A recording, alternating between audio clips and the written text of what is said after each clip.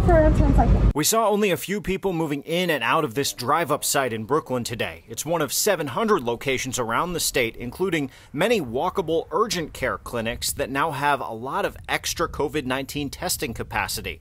That's a far cry from the beginning of this crisis, when people were specifically told at one point not to get tested even if they showed mild symptoms. Until this week, the state was only allowing frontline healthcare workers and first responders to get tested, in addition to people showing symptoms or who feared possible exposure. Nice to see you, doctor. While getting tested himself yesterday, Governor Andrew Cuomo announced the expanded testing capacity for essential workers like grocery store employees and those going back to work under the reopening plan. Today, Cuomo announced he tested negative and encouraged more people to get tested. I didn't have any symptoms or anything, but you don't need to have symptoms, and you can have the COVID virus. Anyone looking for a test is directed to go to coronavirus.health.ny.gov.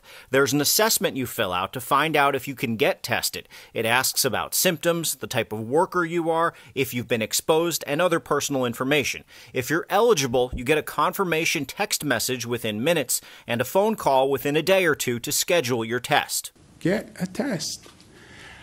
Protects you, protects your family, protects your colleagues. Separately, the City of New York also announced expanded testing capacity at CityMD locations, which will add about 6,000 tests per day in the city. But to get tested at those locations, you still need to be a frontline healthcare worker, have symptoms, or have been possibly exposed to someone with COVID. Today, Mayor Bill de Blasio promised antibody testing, which tells people if they've been sick and recovered, would soon be coming to the broader public. Combined, well over 250,000 antibody tests.